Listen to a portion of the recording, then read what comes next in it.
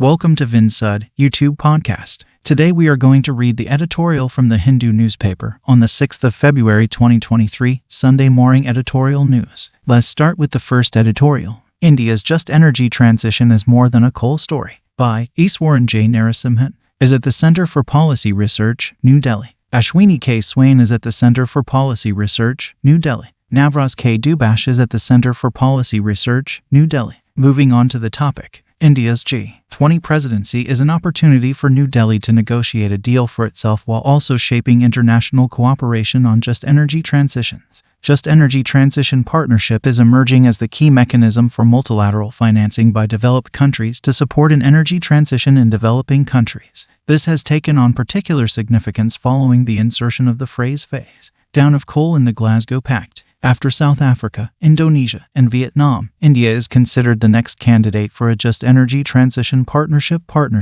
India's G20 presidency could potentially be an opportune moment to forge a deal. However, India must develop a coherent domestic just energy transition strategy in order to negotiate a financing deal that addresses its unique set of socio-economic challenges. So, what would a Just Energy Transition Partnership strategy for India look like? What can India offer and seek from a multilateral JET partnership? Issues that concern transitions. Energy transitions could give rise to intergenerational, and spatial equity concerns. Transitions affect near-term fossil-dependent jobs, disrupt forms of future energy access, shrink states' capacity to spend on welfare programs, and thus exacerbate existing economic inequities between coal and other regions. Existing Just Energy Transition Partnership deals pay limited attention to intragenerational inequity, such as job losses resulting from a coal phase down. However, among the 3 Just Energy Transition Partnership deals signed so far, only South Africa's deal mentions a just component, funding reskilling and alternative employment opportunities in the coal mining regions, to be financed as part of the initial $8.5 billion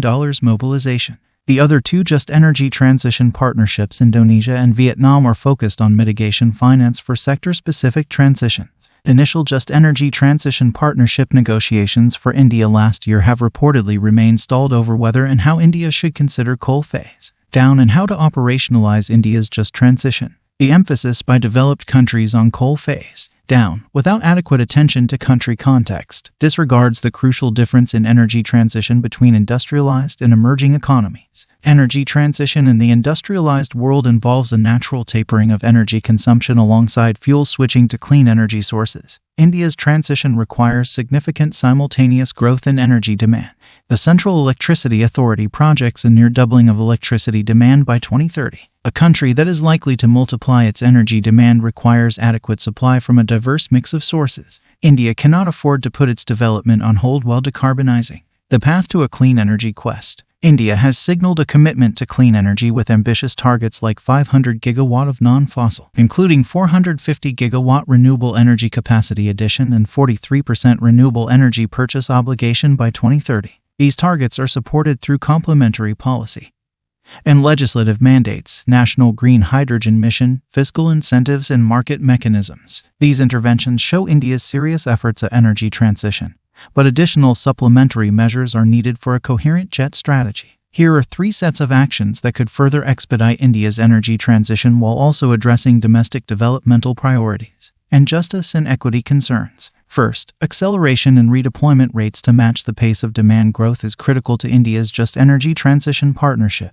While redeployment has outpaced coal in recent years, in 2021-22, coal power served 1/3 of the new demand. Meeting India's 2030 target requires accelerating non-fossil capacity addition from 16 gigawatt a year in 2022 to 75 gigawatt a year by 2030, a 22% year-on-year growth. Despite sustained efforts, India missed its 2022 target for 175 gigawatt renewable energy capacity. The gap is largely in decentralized deployment, which is more promising for acceleration. We suggest 2 complementary paths to accelerate renewable energy deployment that can have significant developmental benefits. A low-hanging option is shifting energy demand patterns in ways that enable faster renewable energy capacity addition, solarization of agricultural electricity demand, electrification of diesel-powered micro, small and medium enterprises, and decentralized RE for residential cooking and heating. Stimulation of energy demand through rural productivity enhancement will further aid re-acceleration as well as help to address the rural-urban economic divide, create rural jobs,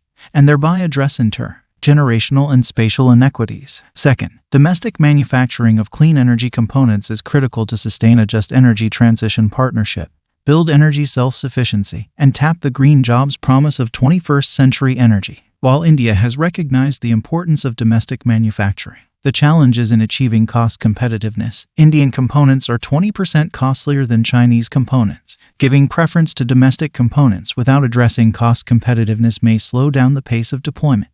The way around this is to negotiate access to markets outside India as part of a just energy transition partnership, to reduce the cost gap through economies of scale. On coal use. Third, there is a case for aligning the current use of coal resources to enhance efficiencies until the period of phase down. One option is to optimize use of coal-field power plants closer to where coal is mined rather than based on energy demand in states. This would enable coal to be used more efficiently because transportation of coal is more energy-intensive than transmission of electrons, and also lead to fewer emissions. It would also lead to cheaper power, as transportation accounts for 1/3 of the cost of coal for power plants. The resultant savings could also help finance much-needed emission control retrofits. Finally, and not least, it would indirectly reduce emissions due to more efficient use of coal. Moreover, by using coal more efficiently, this policy shift opens the door to India considering a future cap on coal-powered generation capacity. Current generation capacity plus plants in the pipeline are adequate to meet India's projected requirement in 2030. Low capacity utilization factor further allows the possibility of greater use of existing plants to match future demand.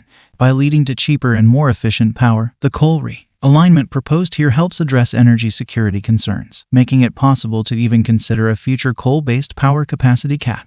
These measures will not only address equity concerns across various dimensions, but also create new job opportunities, achieve emissions reduction, and prepare the country for deeper decarbonization through a future coal phase down. However, as has been stressed by many, the investment requirements for this transition are beyond the means of domestic mobilization for developing countries. Any future just energy transition partnership deal must consider this broader framework for financing and supporting an energy transition. With India holding the G20 presidency, it has an opportunity at hand to negotiate a deal for itself while also shaping international cooperation on just energy transitions.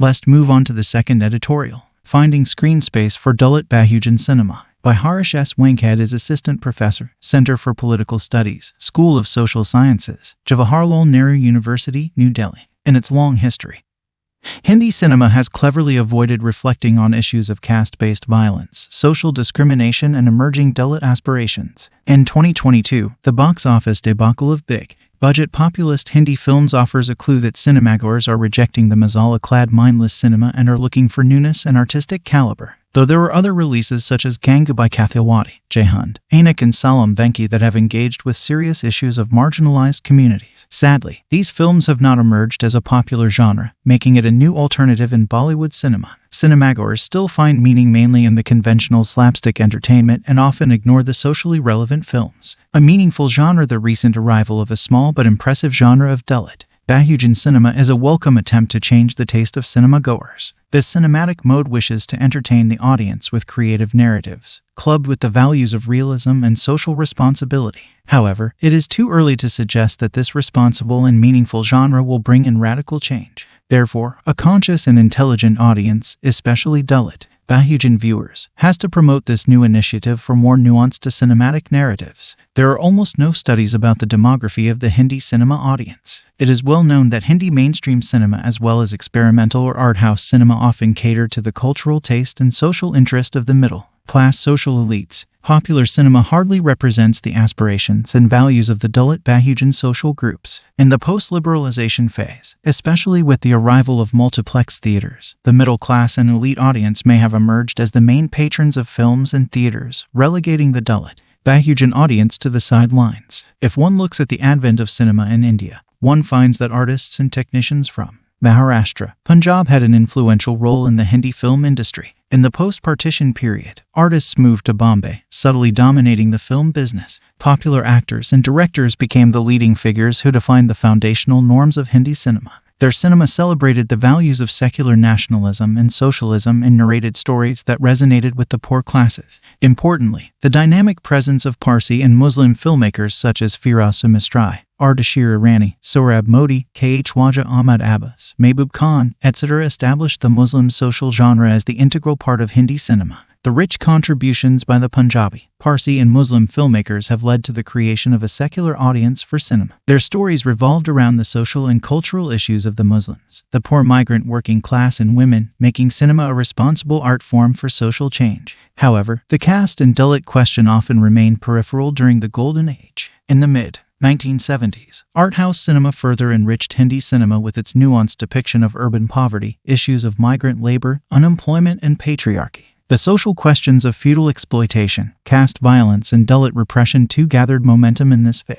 Unfortunately, the parallel cinema movement failed to create an audience that could make meaningful cinema more popular among the masses. Hindi cinema, in the later phase, divorced itself from socially relevant cinema and emerged as a pillar of the entertainment industry by often serving the base emotions and patriarchal values of filmgoers. As the article, Dalit Representation in Bollywood, and other pieces by critics highlight, the long history of Hindi cinema mostly revolves around the representation of the upper caste identities, Brahmanical cultural rituals, and Hindu aesthetics as the natural assets of the protagonist. It cleverly avoids reflecting on the issues of caste-based violence, social discrimination, and emerging Dalit aspirations.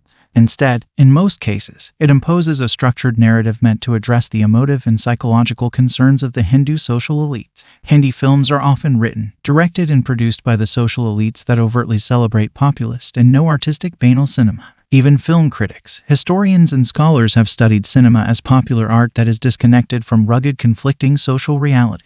Bollywood, in the most visible way, is devoid of creative freedom, honesty, and the passion to break conventional norms, which can eventually produce a radical art form that is closer to the aspirations and the interests of the Dalit. Bahujan Mass. The task ahead with the box office success of films such as Sarat, Kabali, Masan, Jai Bhim, Article 15, and, recently, Kantara, it was expected that cinema makers would adopt Dalit Bahujan narratives as a mainstream mode of filmmaking and engage the general audience, and technicians, artists, and producers who belong to the Dalit Bahujan communities would also contribute in bringing newer nuances in film narratives and democratize the hegemony of the social elites. However, for this to happen, a critical and sensitive Dalit Bahujan audience will have to emerge as an intellectual audience, critically engaging with the entertainment business. A discerning Dalit Bahujan cinema audience will have to endorse a cinematic alternative that represents its social, cultural, and political aspirations without diluting much of the entertainment quotient.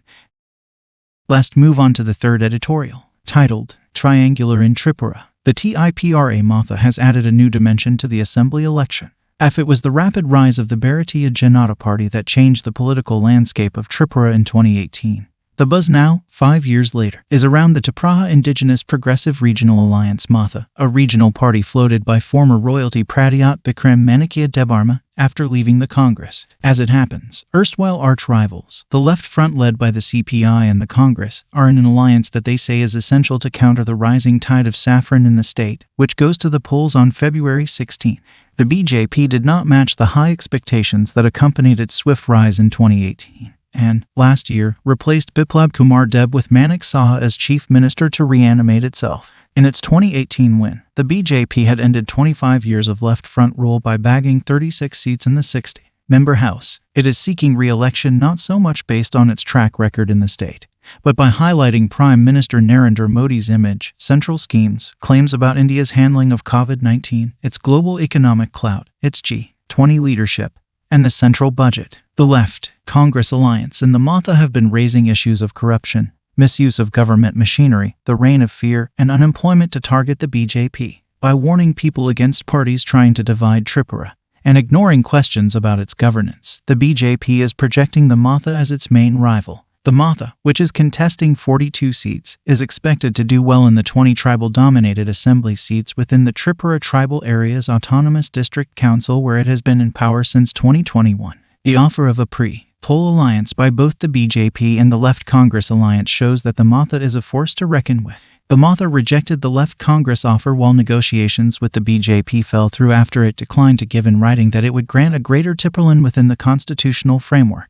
The Left Congress Alliance supports the idea as long as it does not affect the state's territorial integrity, but the BJP has rejected it, terming it divisive and designed to make tribals 31.8% of the state's 36.74 lakh population and non-tribal drift apart. The Matha disagrees and points out that unlike tribe-based parties of the past, including the BJP's ally, The Indigenous Peoples Front of Tripura, it is more inclusive than the BJP. It also accuses the National Party of dividing people on the basis of religion, food, by fielding candidates in 22 non-tribal seats. The Matha has been trying to reiterate that it stands for Tripura for all, stirring up the state's politics. Moving on to the fourth editorial, titled, The Tax Gambit. Government should not stop nudging people towards safe, long-term savings. Much ink has been spilled by now on the budget's hike in the tax-free ceiling under the new income tax system introduced in 2020 to Rs 7 lakh from Rs 5 lakh, with lower tax rates for those who give up existing tax exemption.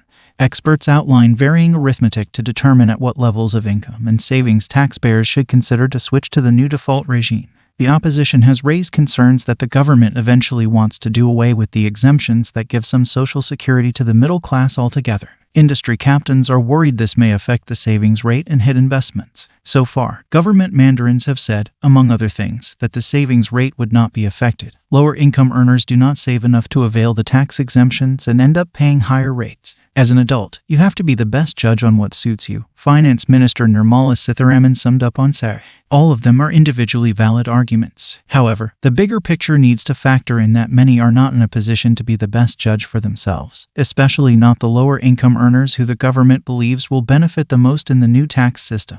India's literacy and financial literacy levels mean many taxpayers cannot deem the right mix of consumption and saving, leave alone directing savings into an appropriate medley of safe as well as inflation. Beating investments. Adult humans do not behave as rationally as economists would assume. For instance, there is a propensity towards more conspicuous consumption among the youth who may find the new tax regime with higher take-home salaries alluring. Financial products are routinely sold to those not equipped to understand market nuances and the risks embedded in fine print.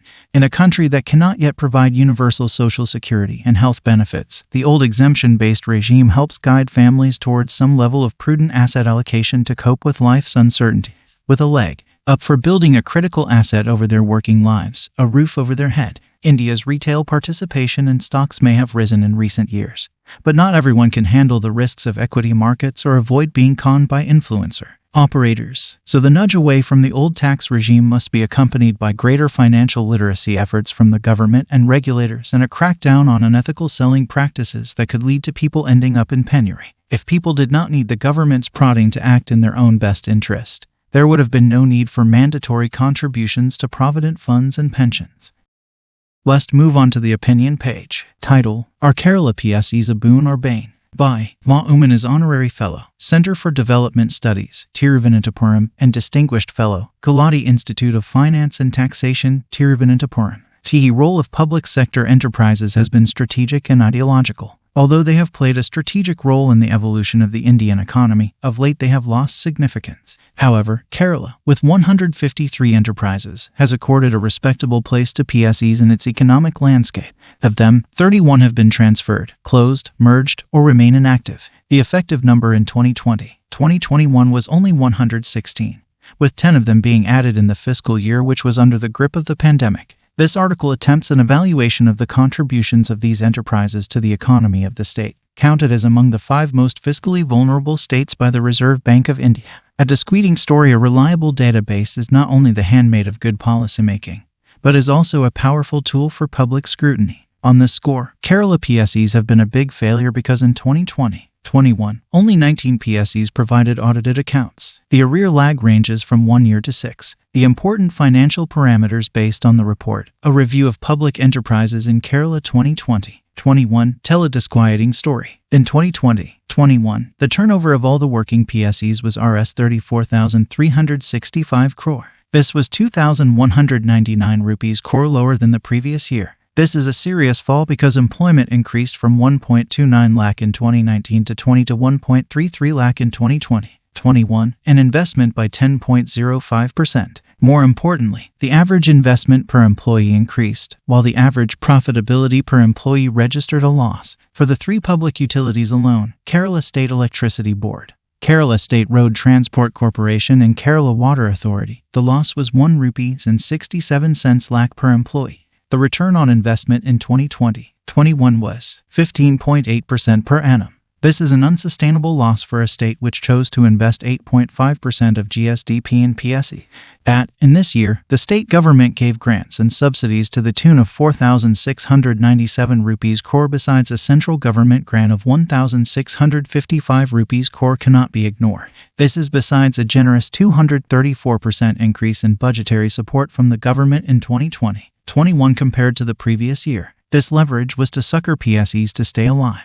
The imprudent use of taxpayers' money during the health crisis needs a convincing explanation. The continuing net worth erosion of PSEs is a running sore. Net worth means paid up capital, all reserves, write back of depreciation minus accumulated losses, and deferred expenditure. The net worth loss of 5,696 rupees crore in 2018-19 more than doubled to 11,630 rupees crore in 2020-21. These numbers are net for all the PSEs, but if the three public utilities alone are considered, the net worth loss was 18,611 rupees crore. Besides the public utilities, the Cashew Development Corporation was the largest loss maker. The net worth of enterprises such as the Tourism Development Corporation was fully negative. The industrial policy reform, reportedly underway, will have to take note of these realities. That the PSEs contributed 13,328 rupees crore to the state exchequer by way of taxes and duties in 2020-21, which accounts for 28% of the own tax revenue of the state, is significant.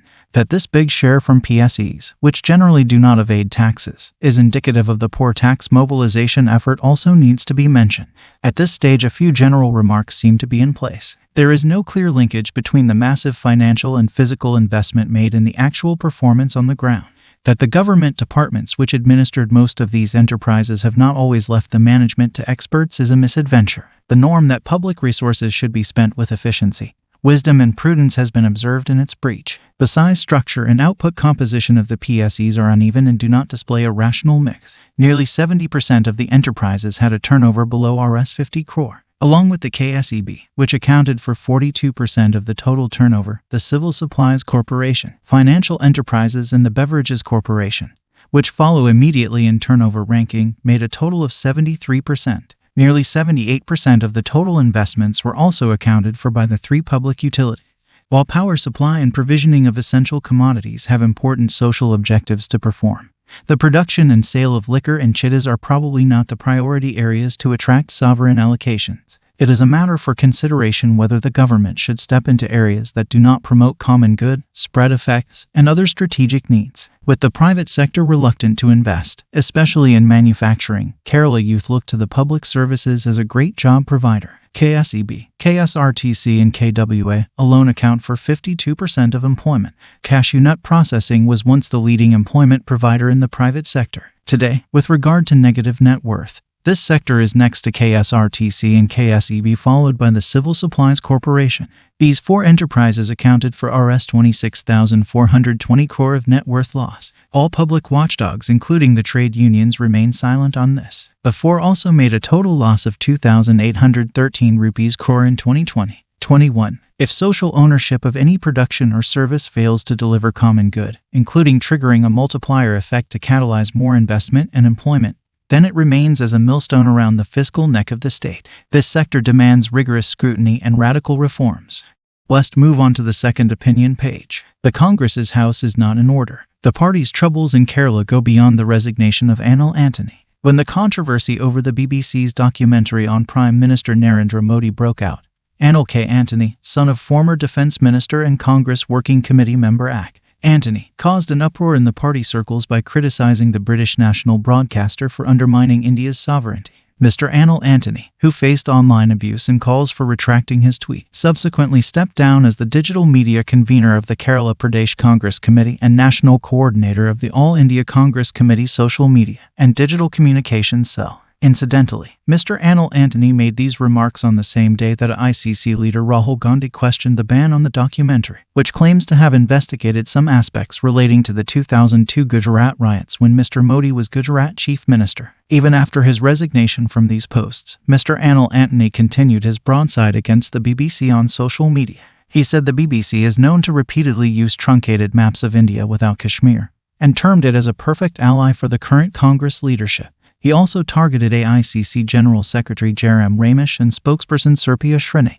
These developments may have caused some satisfaction in the Bharatiya Janata Party at the national level, given that Mr. Anil Antony is the son of a veteran Congress leader who is a steadfast loyalist of the Gandhi family. Whether his views, aired in public, will win some brownie points with the BJP is yet to be seen. The episode suddenly propelled Mr. Anil Antony into the national limelight, even as the Congress in Kerala is struggling to deal with the rising profile of its Thiruvananthapuram MP, Shashi Tharoor, in state politics. Mr. Tharoor's recent activities and views suggest that he is aspiring to be a contender for the post of Chief Minister in the next Assembly polls, which has caused some dissatisfaction among senior state Congress leaders. By all accounts, Mr. Anil Antony is Mr. Tharoor's admirer. But while Mr. Tharoor's acceptance among Kerala's middle class is high, Mr. Anil Antony is yet to experience the rough and tumble of electoral politics and does not enjoy the same appeal. The young Antony's resignation letter has also sent out the message that the Kerala Congress leadership is uncertain about its political position after the United Democratic Front, which it led, failed to return to power in the 2021 Assembly polls. Not only has the Congress failed to impress the public with its stringent anti-Modi posture, but has also been unable to effectively deploy its machinery to muster enough support to take on the ruling Communist Party of India-led Left Democratic Front in Kerala. Many thought that a change of guard at the helm of the KPCC and the Legislative Party after the 2021 Assembly polls would result in some good for the party. The new leadership did have bold solutions. It sought to remodel the party as a semi-cadre apparatus and chalked out plans to expand the coalition. But soon the leaders went back to their old ways, leaving the party riven by internal conflicts. While the various factions of the Congress were united during the Kerala leg of the Bharat Jodo Yatra, this oneness was overshadowed by the din of leaders airing public comments on different political issues. Leaders have also been openly debating chief ministership after the 2026 polls. The Congress was once controlled by two powerful groups, led by former chief ministers Antony and K. Karunakaran.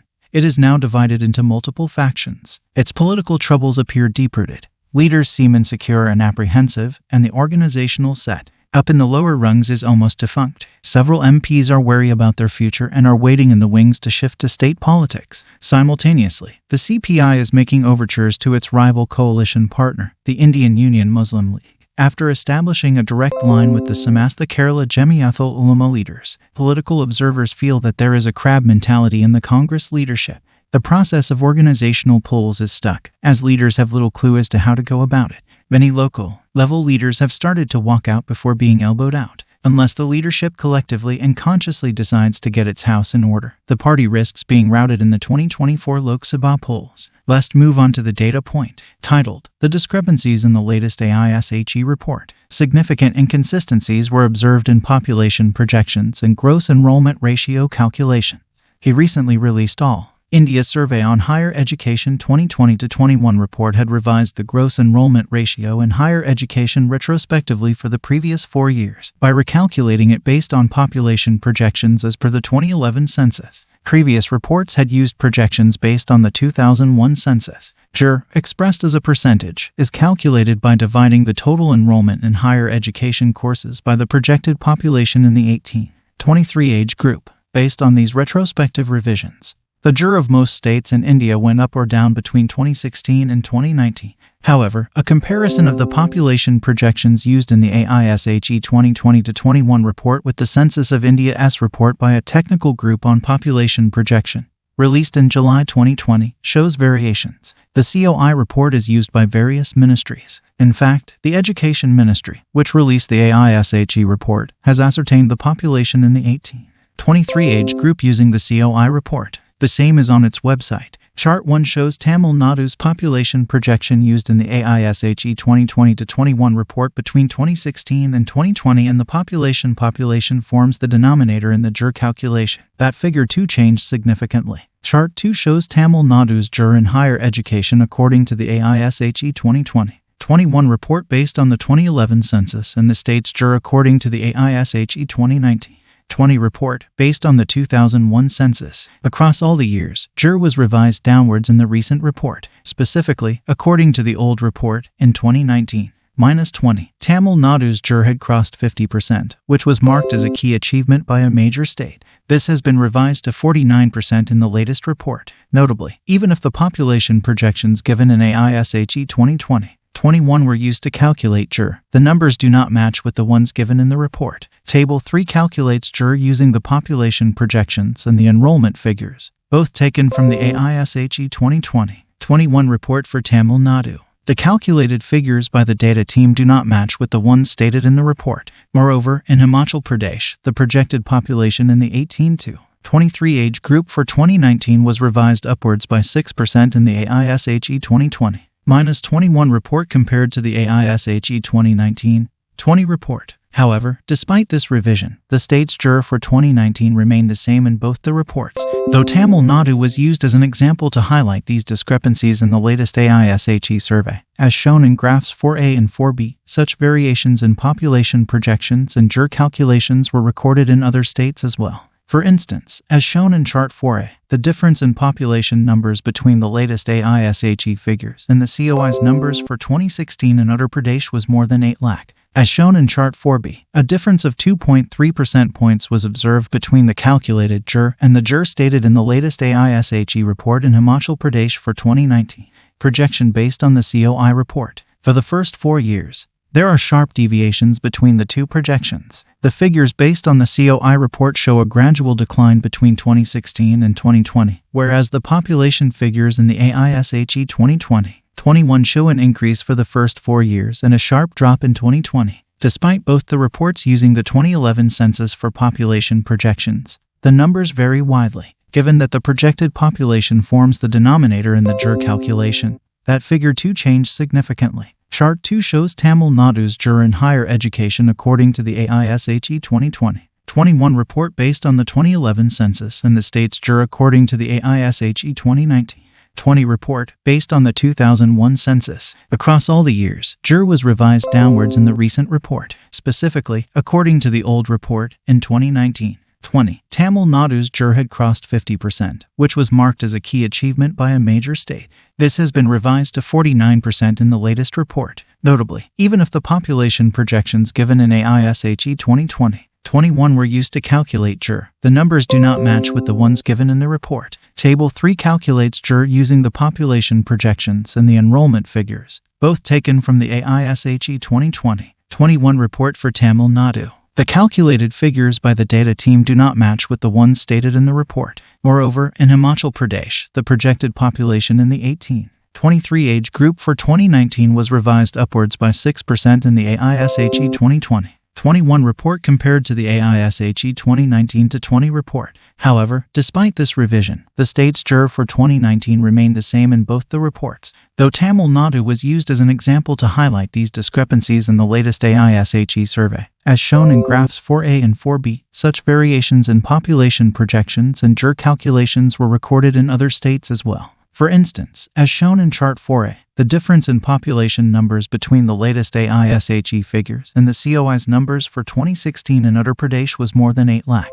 As shown in Chart 4B, a difference of 2.3% points was observed between the calculated JR and the JR stated in the latest AISHE report in Himachal Pradesh for 2019. Moving on to the text and context page, titled, Andhra Pradesh's Capital Conundrum. Why did the 2014 TDP government decide on Amaravati as the capital city? What is the Andhra Pradesh CRDA Act? What is the current Chief Minister's plan with respect to a capital city? The gist. Nara Chandrababu Naidu of the Telugu Desam party, who had come to power in June 2014 with the bifurcation of the state, had gone with Amaravati for a capital city for Andhra Pradesh. In 2019, the current Chief Minister Y.S. Jagan Mohan Reddy came up with the idea of making Visakhapatnam the executive capital, Kurnool the judicial capital, and Amaravati the legislative capital. However, after sustained agitation by farmers, in March 2022, the AP High Court gave a verdict stating that the state government should follow through with the earlier APCRDA Act, where Amaravati would be the state capital. By Sumit Bhattacharjee. The story so far. Ever since the state of Andhra Pradesh was bifurcated by the Andhra Pradesh Reorganization Act of 2014, creating the state of Telangana and the state of Andhra Pradesh, the issue of a capital city has always been a contentious issue for AP. Nara Chandrababu Naidu of the Telugu Desam party, who had come to power in June 2014 with the bifurcation of the state, had gone with Amaravati for a capital city. The government then passed the APCRDA Act and established the AP Capital Region Development Authority for the purpose of planning, executing, financing, and securing the planned development of the Capital Region Development Area. A land pooling scheme was offered to the farmers in the capital region, and about 33,000 acres were acquired for building the capital. Why did Mr. Naidu choose Amaravati? A Sivaramakrishnan committee appointed in 2014 favored decentralization and suggested the Vizag sub-region as a potential capital space. However, Mr. Naidu was of the opinion that Visakhapatnam was already a developed city and had called it, post-bifurcation, as the financial capital of the state. He wanted a greenfield capital in a new region for development.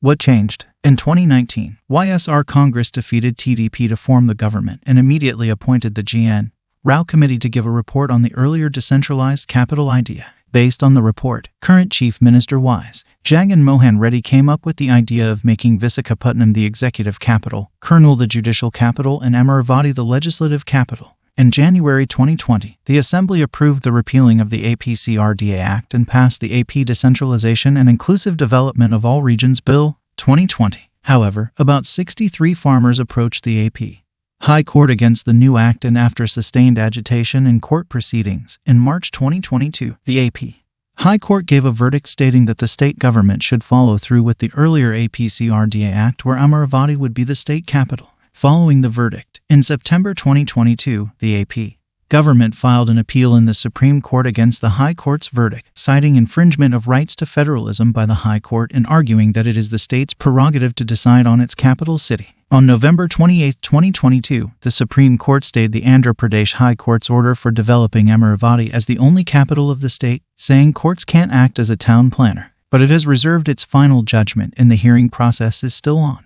What happened now? On January 31st, Mr. Reddy in an investors' summit at New Delhi declared that Visakhapatnam will shortly become the capital and that he will also be shifting to the port city. Opposition parties pointed out that it was contempt of court, as the case was still pending in the Apex Court. A senior advocate of a High Court G. Lakshminarayana has written a letter to the Chief Justice of India citing that the CM has grossly violated Section 2C of Contempt of Courts Act 1971, as his remarks amounted to undermining the authority of the Supreme Court and interfering with the administration of justice with regard to the capital city of AP.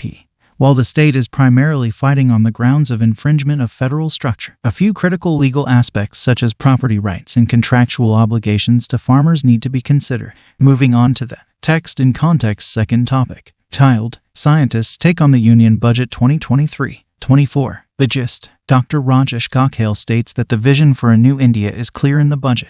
He also said that the linkages between research and commercialization should be strengthened, and that the private sector should invest more in R&D and fund high-risk startups. Tapaya Srivastava said that for education, the budget gave two indicators that will be game changers if implemented well: digital libraries and an emphasis on teacher training. 5 scientists and science administrators share their analysis on the allocations for various scientific initiatives and research programs by the Union government in the budget delivered last week. The story so far: the Union Budget 2023-24 was delivered on February 1st. In this article, 5 scientists and science administrators present key takeaways from the budget. Dr. N. Kalaselvi, Director General, Council of Scientific and Industrial Research. The Amrit Kaul budget is favorable to India's science and technology ecosystem. CSIR has an active presence in all its focus areas. It plays a pivotal role in green hydrogen research and development under the National Hydrogen Mission.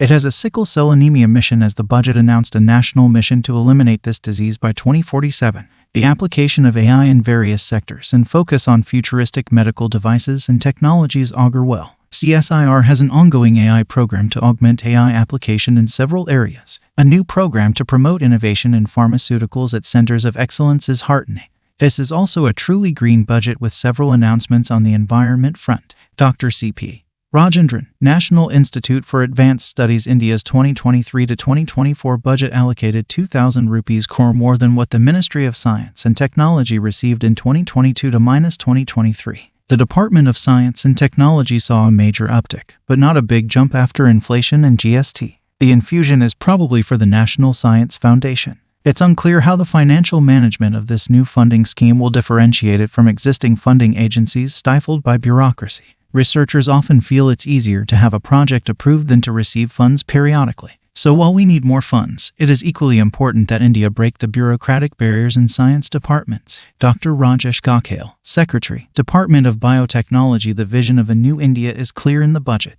The Green Growth Principle in the innovation ecosystem requires biotechnology to play a major role in finding sustainable solutions.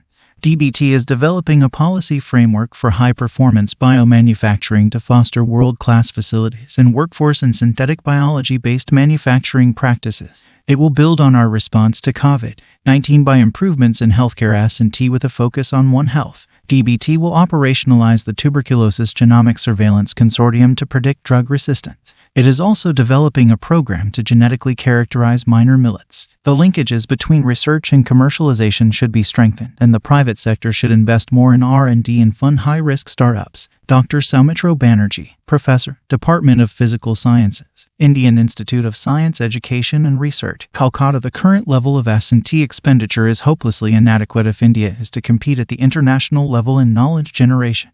Of the outlay, only 0.36% has been allocated to the Ministry of S&T. Those for the departments of biotechnology and of scientific and industrial research have been reduced, adjusting for inflation. The Department of Atomic Energy and the Department of Space also support research, but only with a fraction of their allocation. The latter's allocation has been cut by 8%. The new Education Policy 2020 recommends increasing the education spending to 6% of GDP. After the commitment by the states, the union government has to commit at least 10% of its budget for the total education spending to reach that level. But education has received only 2.5% of this budget. Tapasya Srivastava, Department of Genetics, University of Delhi. All thought-out plans need better implementation, so how the funds are allocated will determine the benefits of the increase. Hand in hand with the agri-tech push, millet research will have tremendous nutritional benefits in the long run. Opening up select Indian Council of Medical Research labs for research to the public and private sector. The push for education and research on biomedical devices, pharma research, and AI interdisciplinary research are much needed. With cohesive implementation, they can transform health research in India. For education, the budget gave two indicators that will be game changers if implemented well: digital libraries and an emphasis on teacher training. In a world focused on internet information capture, moving back to library-based reading will have far-reaching benefits. For teacher training, innovative pedagogy will require going beyond being a buzzword. Identifying trainers for teachers is key to successful implementation.